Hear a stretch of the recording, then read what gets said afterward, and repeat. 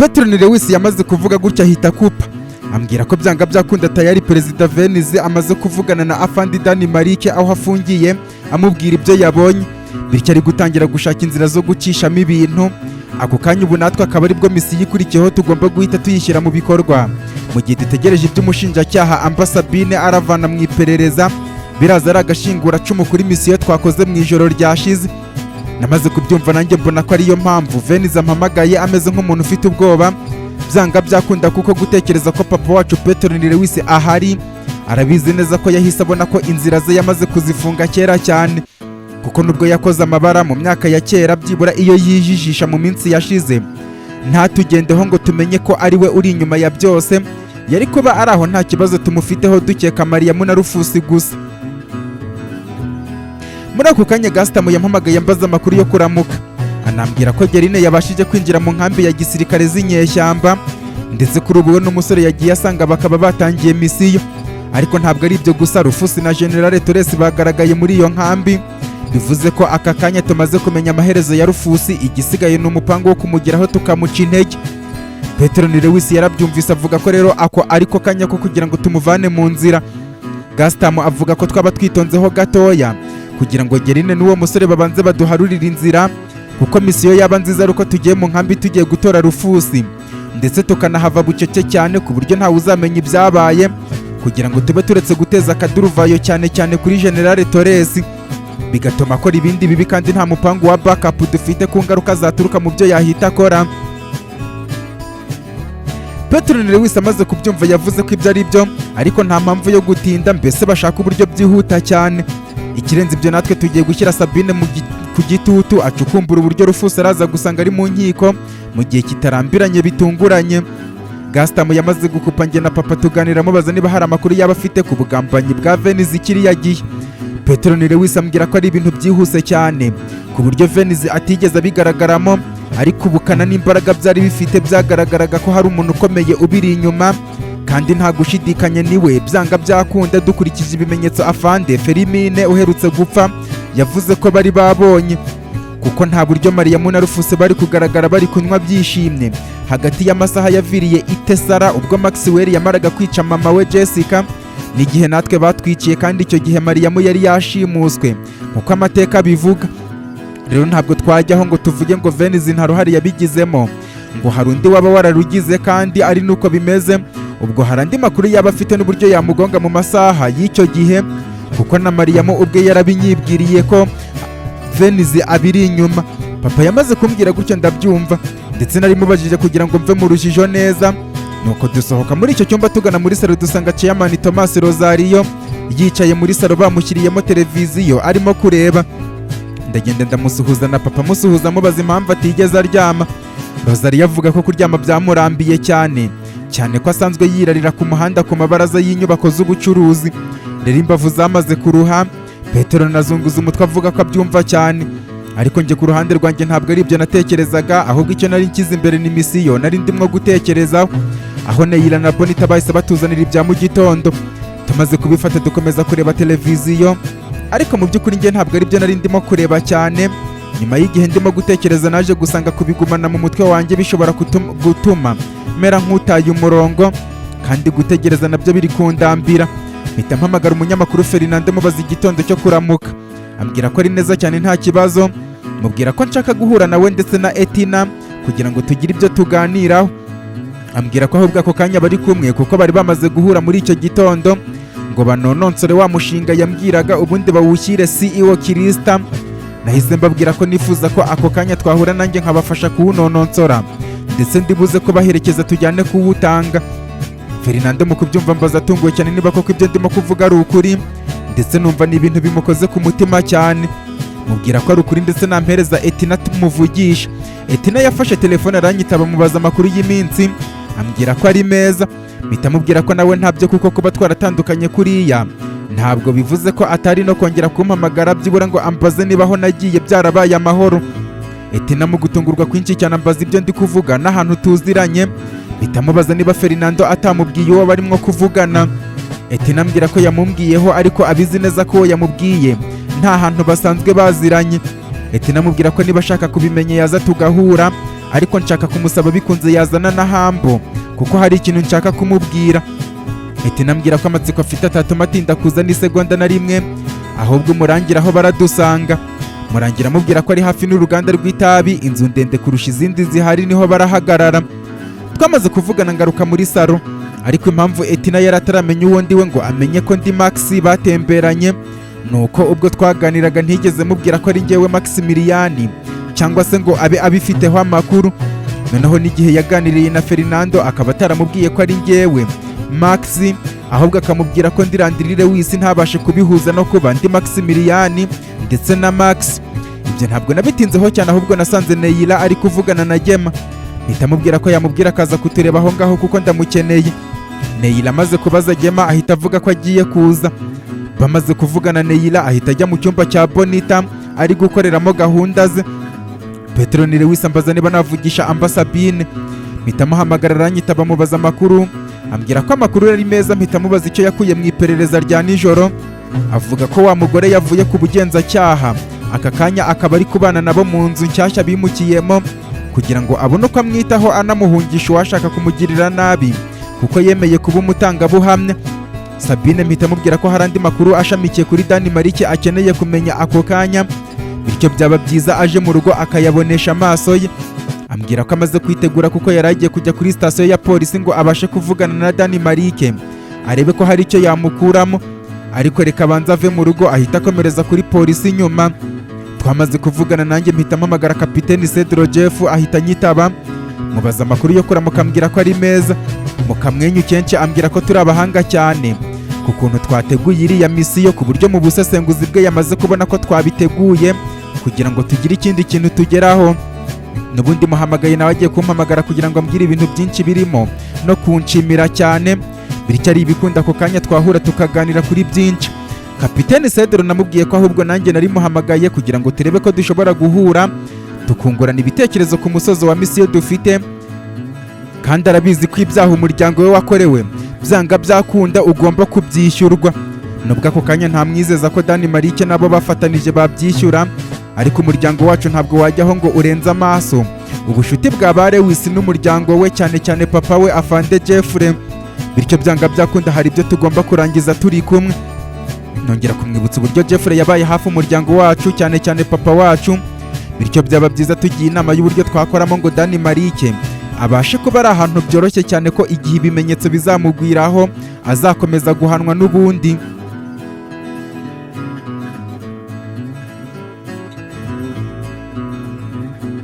Kapiteni Jeff yamaze kubyumva ambwira ko mu gihe kitarambiranye arabaje.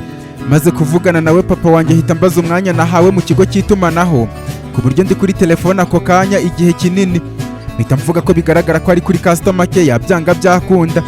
Duseka umusaza Rosalie avuga ko rero ako kanya ari kudushimira cyane, ariko mu buryo bwo kwanga kutugora reka yikomereza inzira ze, kandi ntabwo azahwema na gatoya kudushimira uburyo twamuteze amatwi byibura bwa rimwe tukongera kumwibutsa uko kurara mu nzu nziza bimera. Chairman Rosalie yamaze kuvuga gutyo, Petronile Lewis aramureba amubwira ko uko ari gutekereza atari ko bimeze, kuko nta kintu na kimwe twamukoreye, ahubwo surprise umusore we agiye kumukorera wenda niyiraza kumutungura cyane. Papa yamaze kuvuga gutya byise surprise andeba, mpita amenya ko yamaze kumbonamo akantu ko gupanga gutungura Chairman Rosalie uko byagenda kose. Nanjye numvise bimeze gutya mpita ncamaduka, ariko nta kindi cyari cyabiteye, nuko nari namaze kuvumbura ko byanga byakunda umusore Hambo twigeze guhura ari kurya isi na Etina ari umwana wa Rosalie. Ikintu nari muhamagariye cyihuse cyane akaba ari kugira ngo mbashe kubyemeza neza cyane, aho nari nshaka kubafata ibimenyetso byose bishoboka ubundi nkareba ko hari isano na rito bafitanye. Kandi nanone Etina akaba ari we muntu wa hafi nshaka ko abimfasha kuri Hambo, cyane ko Chairman Rosalie we yari yaraye iwacu mu rugo. Nkiri muri ibyo nta kindi natekereje cya hafi cyanyereka ko Hambo ndetse na Chairman Rosalie baba bafitanye isano uretse gupimisha DNA test ubundi tukareba ko bahuye. Maze mu kubitekereza nsanga umuntu wa hafi wabidufashamo ari Dr. Kereke. Nawe njya ku ruhande ndamuhamagara ubundi musaba ko niba hari uburyo bwihuse yabimfashamo yaba mfashije cyane. Ambwira ko nta kibazo, ariko kubera ko atarabasha kugera mu rugo nze gushaka ukuntu mugeraho mfite sample, kandi ntabwo biratinda kumbonera ibisubizo kuko hari uburyo bwihuse cyane bwo guhuza amasano bwa rite ku buryo bitakiri ngombwa gutinda. Dogiteri Kereki yamaze kumbwira gutyo mubwira ko nyamara byari ngombwa ko ahagera mu rugo ndetse aranabikeneye cyane niba ari ibikunda. Ambazanya amatsiko impamvu numva ko bikenewe, mubwira ko ahageze hari abantu bo gusuhuza afite. Ambwira ko nta kibazo mu gihe gito yarabaje. Twamaze kuvugana Gema ahita agera aho ngaho ansanga hanze aho navugiraga kuri telefone. Yangezeho turasuhuzanya mpita mufata akaboko mujyana ku ruhande mubwira ko hari amakuru ndi gukeka bityo nshaka ko tumenya ukuri. Ikirenze ibyo mu mutwe wanjye ndi kwiyumvamo ko ukuri ndi gukeka byanga byakunda gushobora kuba ari hafi 100 kuri ndi, bityo nshaka ko uwo munsi tuwugira special byibura bwa rimwe mu buzima bw'abantu bari barihebye. Gema namaze kumubwira gutya amaze kubyumva ambwira ko nta kintu kimushimishije nk'icyo ngicyo. Ambwira ko kugira ngo tutaza kugaragaza urwikekwe agiye kubyitaho we na Neila ndetse na Bonita, twe dukomeze gahunda zacu zisanzwe ku buryo Chairman Rosario ataraza gukeka ibyo turimo. Gema yagiye kuntambukaho ngo agende mu nzu mpita mufata akaboko nduhutse umutima musubiza inyuma, ubundi ahita agwa ku rutugu rwanjye areba hasi mu masoni menshi cyane adashaka ko duhuza amaso. Mpita mubwira ko ibyo namubwiye nijoro ubu nubwo ryari ijambo ariko ryamvuye ku mutima. Ahita yitsa umutima ku buryo numvise ari guhondera mu gituza ndetse ahanagura uturira twamanutse ku maso, ubundi ndamurekura aragenda. Nanjye nsigara aho ngaho bidatinze amba Sabine ahita ahagera. Amaze kunsuhuza no kwinjira mu nzu Fernando ambwira ko ageze ku ruganda rw'itabi ari kumwe na Etina ndetse na Hambo. Mubwira ko akomeza kuza imbere inzu ari kubona ndende kurusha izindi ziri muri ako gace niyo turiho. Twamaze kuvugana nsubira mu nzu ndimo guha ikaze Sabine wari umaze gusuhuza abantu bose bari aho ngaho, ari nako arimo kubwira papa ibyo amaze kumbwira. Chairman Rosario yabyumvise avuga ko iryo zina atari ubwa mbere aryumvise. Mpita mubwira ko umuntu witwa gutyo yarayatawe muri yombi. Mu kubyumva avuga ko niba ari we ntabwo yamuririra kuko n'ubundi ntabwo ubuhemu bujya bushira ngo bugende gutyo gusa nta gihano gikurikiyeho ku iherezo.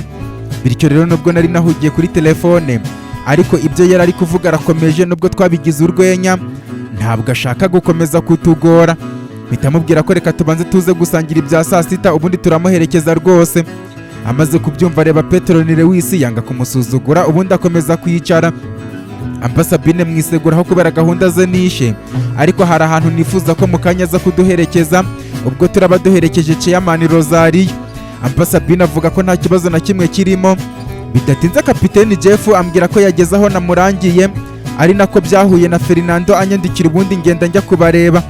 Ntarabageraho Dogiteri Kereki ambwira ko yahageze bityo murangiraho ndi neza. Nahise mpagera bose mbabonera icyarimwe. Dogiteri Kereki mu kubonana na Kapiteni Jeff barasuhuzanya babwirana ko bari baburanyeho. Dogiteri Kereki avuga ko hari ibyo amazemo iminsi cyane mu mezi yashize byatumye abatari mu murwa mukuru wa Kent.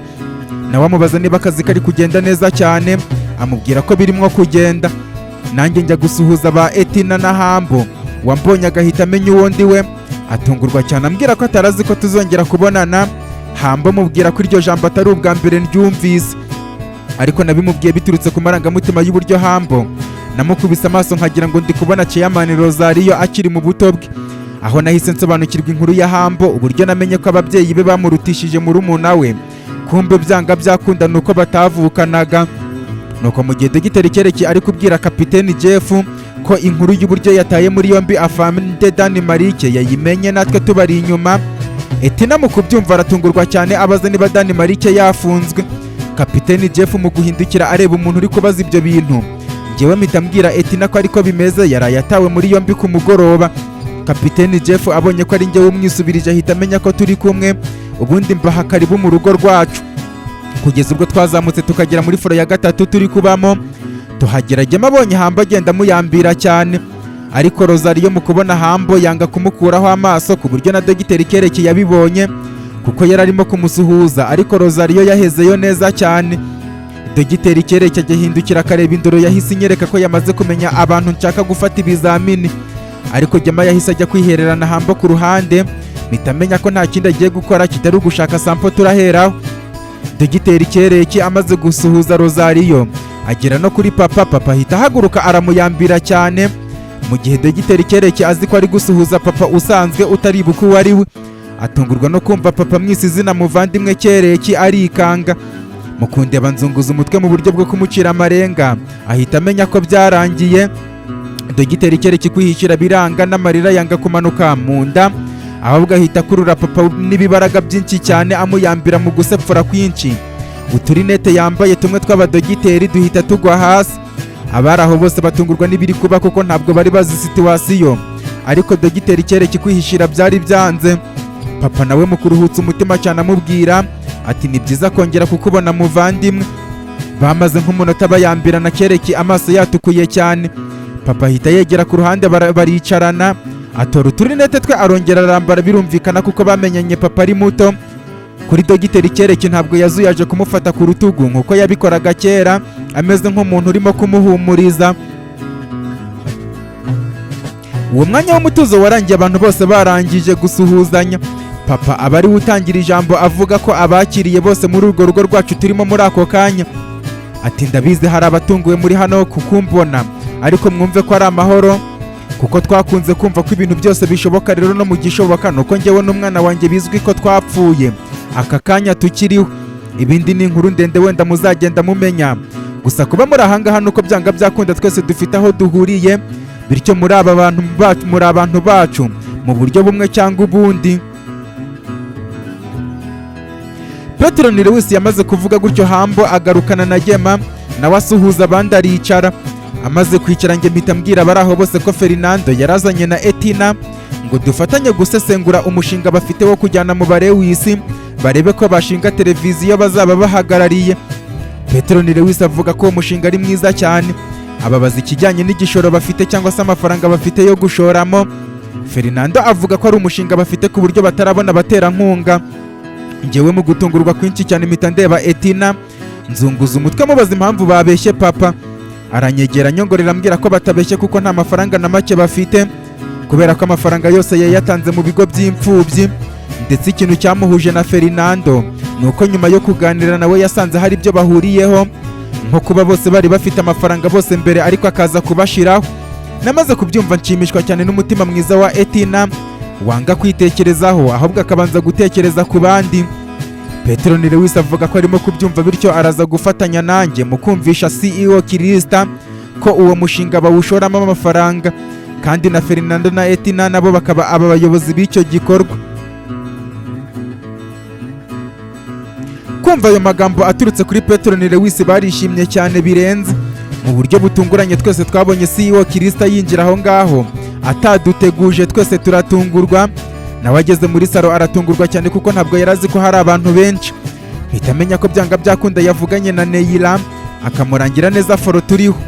Etina na Fernando mu kumukubita amaso nk'igikomerezwa barikanga cyane, batangira bya bindi byo kuvuga ngo mbese turahera hehe. Ako kanya ninjye wahagurutse bwa mbere kumusuhuza muyambira, ambwira ko tutazakizanya ninkomeza kwitwara nk'aho tutaziranye. Aho mbyuka simba ari wa muntu wa mbere mpamagara ngo mubaze uko yaramutse. Abivuga ariko ndya ikinyunguti ku rutugu, abantu bose barabibona. Ndetse Etina na Fernando bari babibonye batungurwa n'uburyo nisanzura cyane ku gikomerezwa. Nuko Kirista asuhuza na papa amubwira ko atazapfa vuba kuko asanze turi kumuvugaho. Amaze gusuhuza n'abandi bose aza kwicara ku ruhande rwa papa amubaza ibyo bamuvugagaho. Papa amubwiraho muri makeya. Nyuma CEO Kirista avuga ko icyo ari igikorwa cyateza imbere kampani yabo, bityo ntawe ushobora kucyanga. Ahita abwira Etina na Fernando ko ibisigaye bari bubivugane na General Manager Amba Santoyo, kandi nawe baravugana igikorwa bive mu magambo vuba cyane. Bamaze kuvuga ibyo gemaza nsanga mpereza akantu, mpita mbona ko ari akarimo sample zose dukeneye. Anyongorera ambwira ko harimo n'izavuye mu buriri Chairman Rosario yarayemo. Mu kumara kumbwira gutyo mpita ndeba Dogiteri Kereki nawe ahita ahaguruka abwira abari aho ko yaraje kubasuhuza kandi ari kubona dufite n'izindi gahunda nyinshi, bityo reka bagiye kuko turaza kongera kubonana kenshi cyane. Amaze guhaguruka no gusezera kuri bose ansaba ko namuherekeza ngo agire icyo ambaza. Twageze hanze Dogiteri Kereki ambaza impamvu ari ngombwa ko uriya musaza twapima DNA yize n'umuhungu we, kandi ubibonye mu maso bihita bigaragara. Mubwira ko ni ngombwa nko mu gihe hakenewe ibimenyetso. Ambwira ko nta kibazo mu gihe cy'amasaha ane arabambwiye ariko kuri telefone. Mushimira cyane mubwira ko ndaba ntegereje. Dogiteri Kereki agiye kugenda ahita ambwira ati Maxi, ni ngombwa ko umuntu ashimishwa cyane n'imvune ari guhura nazo mu buzima bwe, ndetse igihe umuntu ari kubira icyuya yakabimwenyuriye cyane, kubera ko imbere tutitaye ku gihe runaka umusaruro uzaba uzaboneka byanga byakunda. Hari ababuze amahirwe yo kubira ibyuya kubera ko ntacyo gukora babonye. Abo baba bari mu kaga gakomeye cyane, kuko imbere yabo nta kintu baba bari kwitega. Hagowe abatagira imbogamizi mu byo bahura nabyo, kuko ubuzima bwabo bw'uyu munsi buzaba bukimeze nk'uko bumeze mu minsi iri imbere. Rero musore muto, uru rugero rwiza rw'igiciro cyo kubira icyuya, kandi uwakumenya wese agomba kumenya impamvu imvune ziva mu gukora ari nziza, kuko byibura ejo hazaba hahindutse. Niyo hatahinduka kubera ko hari icyo wakiriye, ariko hahinduka wumva uruhutse nyuma y'umunaniro wari ufite ubwo wakoraga, maze ugahita wumva wishimye kuko umunaniro uvuyeho, ukaba urimo kuruhuka wumva umeze neza. Ikirenze n'ibyo ntabwo ari ngombwa ko umuntu akora kubera ko ngo ategereje umusaruro, ahubwo umuntu agomba gukora kubera ko ari ngombwa gukora, kuko umuntu ukora nibwo aba afite agaciro ndetse n'indangagaciro zo kwitwa umwana w'ishyamba. Uri umwana w'ishyamba kandi uri n'umwami waryo, kuko uzi agaciro ko gukora, uzi ko akazi kamera, kuko imbogamizi z'umutangizi mu kazi wahuye nazo urazizi neza cyane. Komera musore muto, kuko uteye ishema ishyamba uvukamo.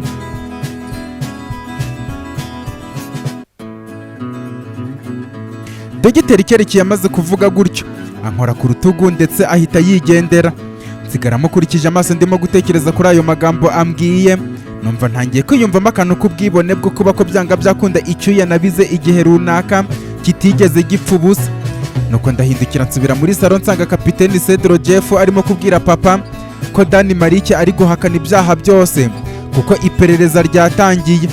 Papa amubwira ko ntagira ikibazo, yumva ko kuba yafunze Dani Marike biraba imfabusa, kuko ibimenyetso birahari niyo bitaba ibyafashwe nijoro. Mu kumara kwinjira mpita mbwira Ambasabine ko uwo musaza ari Chairman Thomas Rosario, wahoze afite kampani ikomeye muri Merine, ndetse akaba yarayinyazwe n'umugore witwa Priska Annie afatanije na Afande Dani Marike.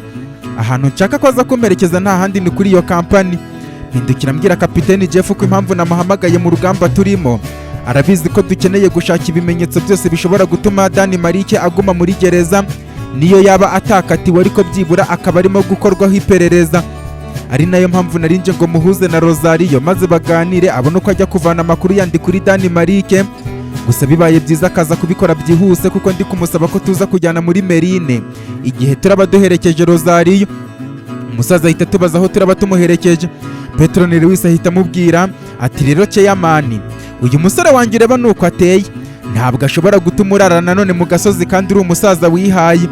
Rero nushaka utangira utungurwe cyangwa se ntutungurwe, ariko ntabwo umutima we wamwemerera gutuma wongera kurara ku gasozi. Itegure, kuko igihe kirageze ngo wongere ube Chairman wahoze uri we.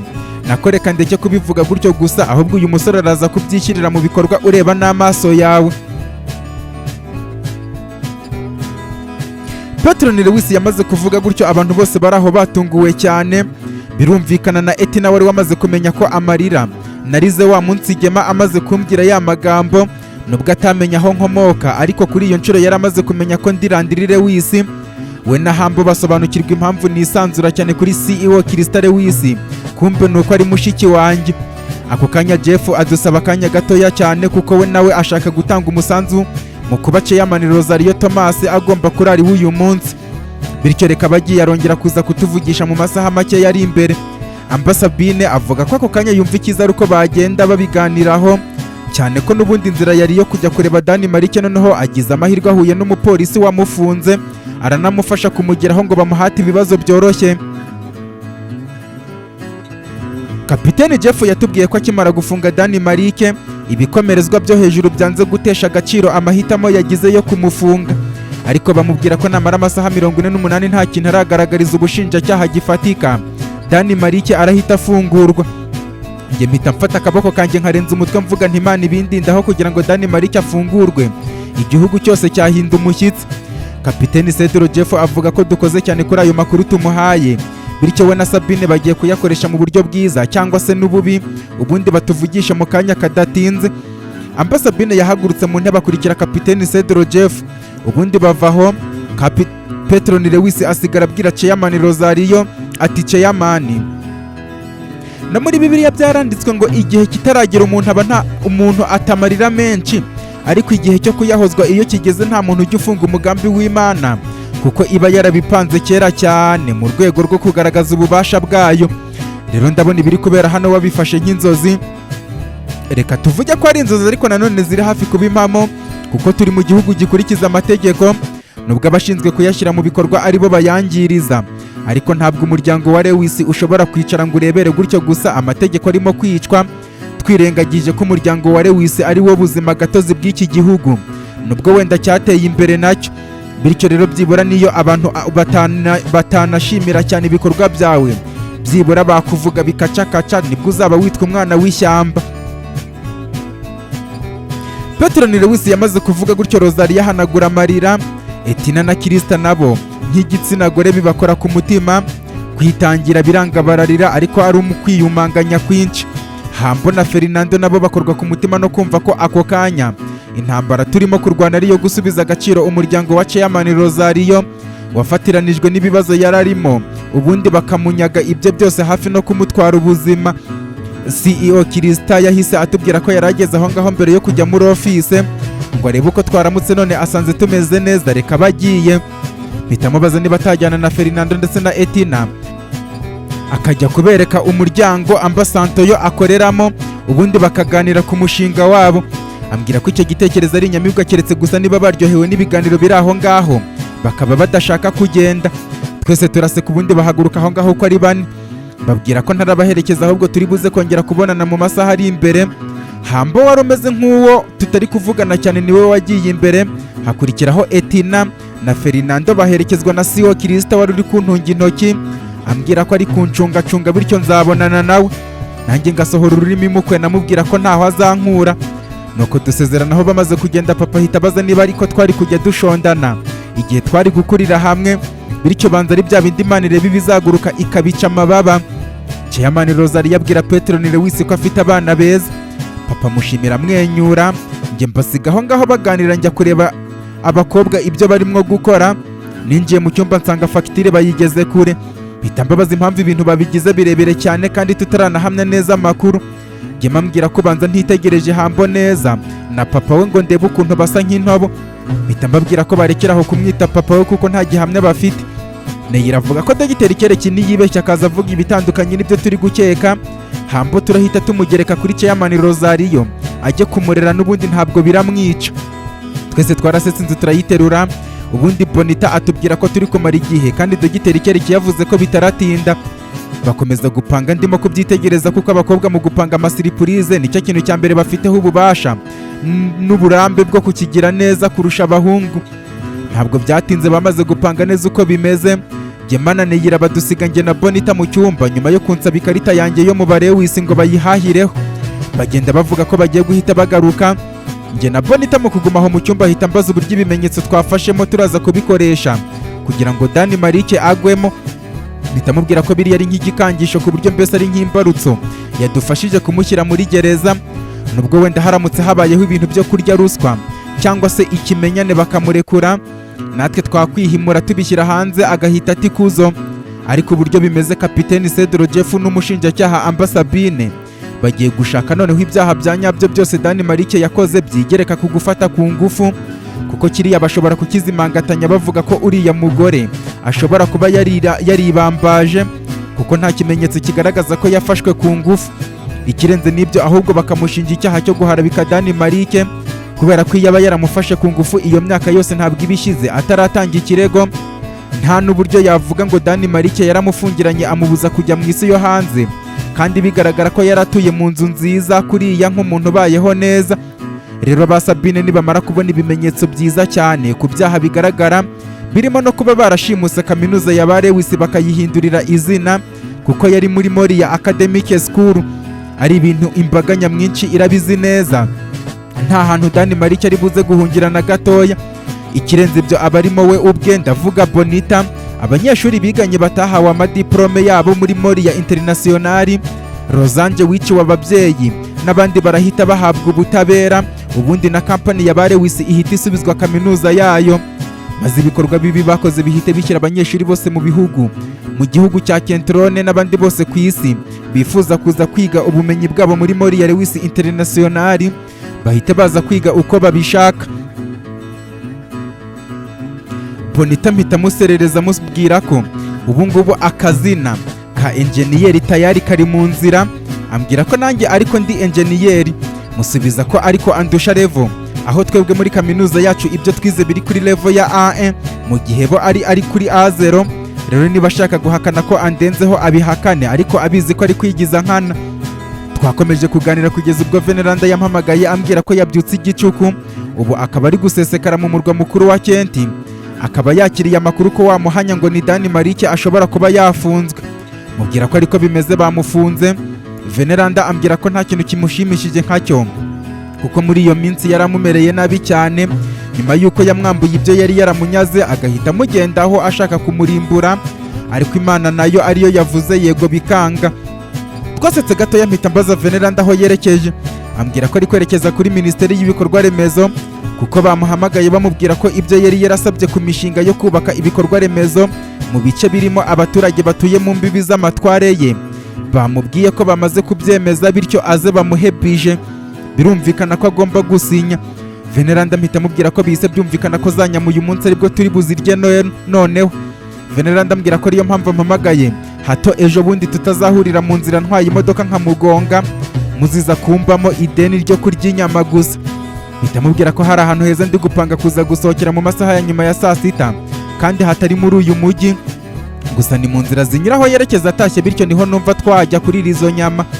Ambwira ko reka banze ajye mu byamuzanye, ubwo araza kumvugisha. Uko niko twasezeranyeho. Bonita avuga ko abakire twihaye twirirwa twivugira inyama, mu gihe iyo zabonetse iwabo mu rugo ari nka rimwe mu byumweru bibiri. Bonita amubwira ko bimutera ishyari, akomeza akore cyane bityo nawe azabigereho, nkuko nanjye ndi gukora cyane ngo nzabigereho, niba tumvise ko nanjye ndi gusabiriza inyama. Twarasetse Bonita atangira kunyereka bimwe namubwiye ngo abyereke bagema, ubwo twari tugiye muri ya gahunda yacu yo ku mugoroba.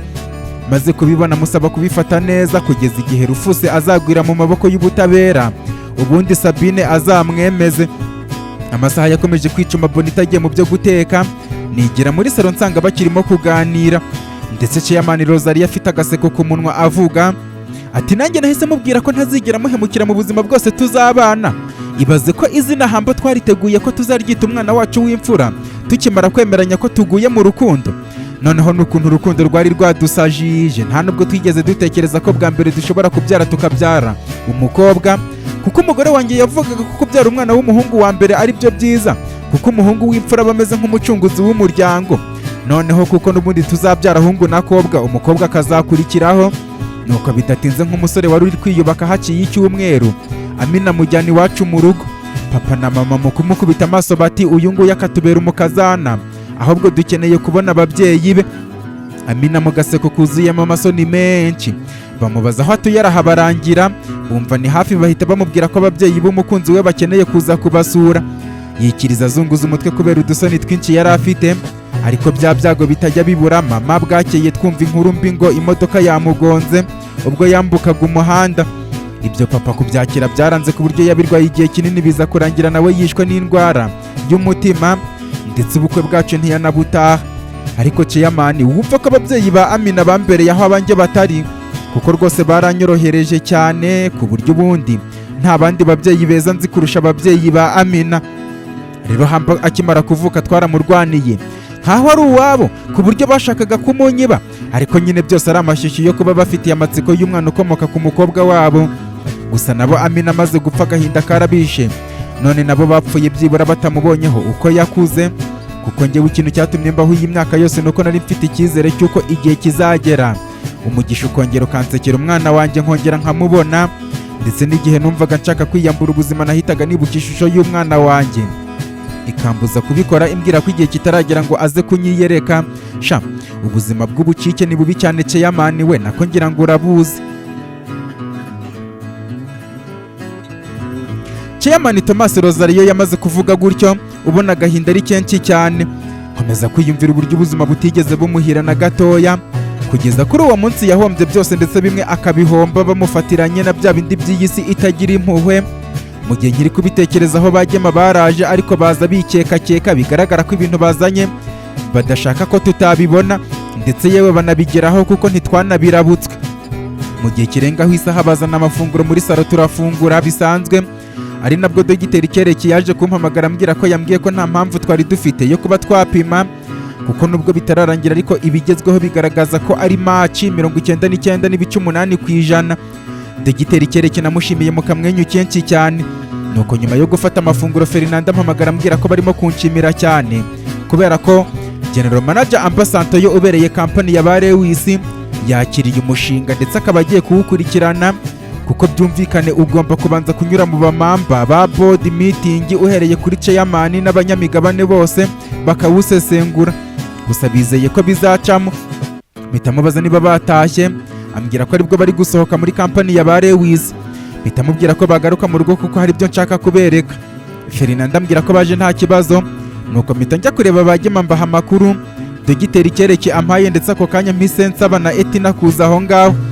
Gema ahita ambwira ko ngende mve muri icyo cyumba ntabona ibyo barimo gukora, mubwira ko n'ubundi ntashakaga kubireba bityo ndigendeye. Neyira ambwira ati genda nyine kuko meze guhagarara aho ngaho se. Mbasigaho bari gutegura surprise tugiye gukorera Rosario ndetse na Hambo byibura mu kubahuza by'ako kanya. Bidatinze ba Fernando baraje bagera aho muri salo. Ako kanya Gema, Neyira na Bonita basohoka bakurikiranye. Gema ateruye ikintu batwikiriyeho umwenda, ndetse Bonita na Neyira bateruye amaboxi amwe abantu bakunda gufungamo impano. Nanjye mu gutungurwa nibaza ibyo bateguye. Bageze ku meza, Neyira na Bonita barambika amaboxi hasi, ubundi bakuraho umwenda wari utwikiriye icyo Gema afite. Dutungurwa twese no gusanga ari igikeke kinini cyane. Mu kwitegereza neza twese dutungurwa no kubona handitseho ku ruhande rumwe ngo Thomas Rosario and Hambo, ku rundi ruhande handitseho ngo Father and Son.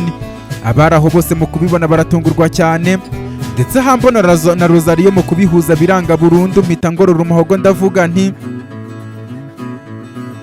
hari umuntu uherutse kumbwira ko ikiranga umwana w'ishyamba ari uko akunda umurimo, mbese agakora atitangiriye itama, ku buryo igihe arimo gukora atita ku musaruro, ahubwo aba yumva ko agomba gukora uko byagenda kose kuko ari byo bituma yitwa umuntu. Nanone kandi iyo umuntu akoze akabira icyuya, biba bivuze ko byatinda cyangwa se byakwihuta hari umusaruro azaba ategereje. Nubwo yabyirengagiza ariko uwo musaruro waba mubi cyangwa se mwiza azawubona igihe kigeze. Muri ako kazi dukora cyangwa se ibyuya tubira, ubwo tuba dukora ako kazi, hari ubwo tubabara cyane tukanarira rimwe na rimwe iyo ako kazi turi gukora ariko kazi twishingikirijeho gusa, mbese ariko dufite gusa. Amarira akatubana menshi kubera ko nta musaruro turi kubona muri ako kazi kandi tuwukeneye kugira ngo tubone ko ibyuya twabize bitigeze bipfa ubusa. Ibyo akenshi bikaduca intege cyane, ari nayo mpamvu ujya ubona abakoze ukibaza ibyo bakoze iyo byagiye bikakuyobera, ariko ku rundi ruhande uzakunda kubona abakoze bikanga ko bagera ku musaruro ariko bakanga gucika intege. Wibaza uti ubundi se bari gukorera iki ko n'ibyo bakoze byanze? Ariko umurimo ni umurunga w'iminsi, kubera ko umuntu aba afite iminsi myinshi hano ku isi. Nta mpamvu yo kwinubira gutegereza by'igihe gitoya, kuko uwakananiwe kwihanganira igihe kirekire n'ubizi ko agiye gupfa. Ndetse nanone ukomeza kwihangana kuko yakoze, nuko aba yizeye neza ko ibyo yakoze bizatanga umusaruro, kandi akaba anizeye kuramba ku iyi si. Ibyo akaba ari byo byabaye kuri Chairman Rosario. Wihanganiye kenshi cyane kuzabona umusaruro waturutse ku kazi yakoze, ko kubiba urubuto muri Amina, umugore wakunda cyane, bakabyarana umwana w'imfura Hambo.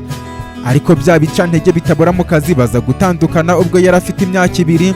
Ndetse ku rundi ruhande byabaye no kuri Hambo, kuko yahuye n'ibigerageza bitandukanye mu muryango yisanzemo, aho yisanze bamufata nabi bamurutisha murumuna we, bakamwereka ko bamwanga, ariko arabyihanganira kuko yarazi ko mu gihe kizaza byanga byakunda hari ikintu azageraho. Rero za mvune z'akazi duhura nazo mu buzima zikaba zitugejeje uyu munsi. Chairman Rosario, umusaruro w'akazi kawe dore ngo ubone umusore wawe Hambo. Ndetse nanone nkaba nizeye neza ko kubonana kwanyu kuri butangirane n'amatwara mashya y'ubuzima bwanyu mugiye kubaho.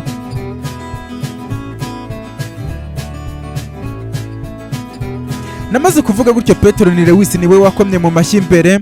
Fernando, Etina, Neyira, Gema na Bonita nabo baramwakira, ariko Rosario we na Hambo bari batangiye gushoka amarira, babuze n'uwashingura ikirenge ngo asange undi. Petero na Lewis ababwira ko atari udukino turimo kuko ni ibintu tuzi neza ko ari umwana n'umubyeyi, ariko niba bashaka kumenya amakuru ya nyayo byibura nibabanze bayambirana ubundi turaza kubabwira.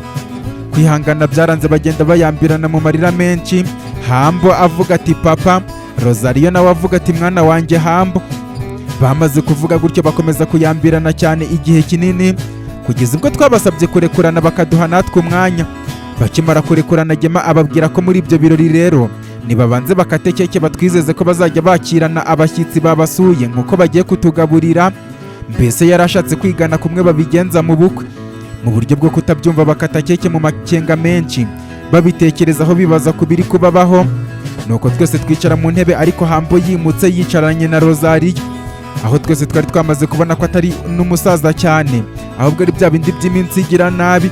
Mu kuganira Hambo avuga ati nakundaga kukubona muri karitsiye ya Matewusi uri kuhisirisiza, yewe si rimwe cyangwa se kabiri nahakubonye. Rosario ati njyewe sinigeze nkubona rwose pe, kuko iyo nkubona ntabwo nari kubura kukumenya. None se mwana wanjye byagenze bite? Hambo ati papa, aka kanya nibwo nsobanukiwe neza ko umuryango wandeze burya batari ababyeyi banjye, kubera ko ntabwo nibaza uburyo ababyeyi bashobora kubyara abana babiri, umwe bakamukunda undi ntibamukunde. Aho naje kwisanga mu cyumba ndaramo huzuyemo ibikinisho by'indege ndetse nkunda indege cyane, yewe nkanavuga ko nzakura mba umushoferi w'indege. Noneho umuvandimwe wanjye nari nzi ko ankurikira akavuga ko azibera umusitari ku buryo azajya agaragara kuri televiziyo buri gihe, nkamwumvisha ko ibyo bitabamo amafaranga menshi n'ubwenge bwinshi kurusha uko watwara indege ukajya mu mahanga yose utwaye abantu. Namubwira gutyo niba ari ishyari ryabiteraga cyangwa se ibindi, akarira avuga ko nshaka kuzamurusha kubaho neza. Mama we akaza aje kunkubita ambwira ko adashaka ko nzongera kuriza umwana we.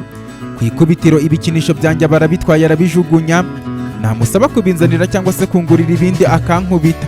Kuva ubwo nibwo nabonye ko niba nkeneye kubaho ntakubitwa byaba byiza nicecekeye ubundi nkagendera ku mategeko ye. Ari nabwo nkeka ko nari mfashe umwanzuro wo kuzimya burundu inzozi zanjye.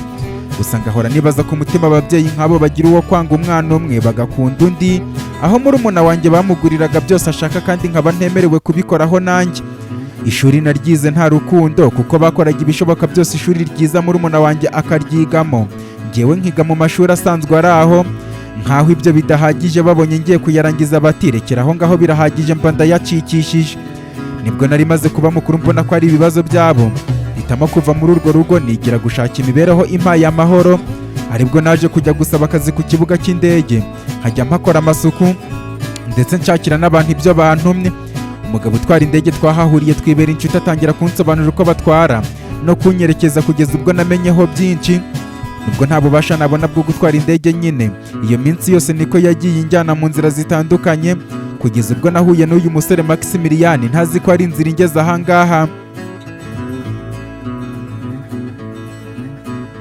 Hambo yamaze kuvuga gutyo papa we aramwitegereza, ndetse biza guhurana n'uko Ambasabine yampamagaye ambwira ko Dani Marike bamugezeho bakamubaza amakuru ajyanye na Priska Annie, akavuga ko Priska Annie yakoze ibyo byaha ku giti cye we atigeze amufasha.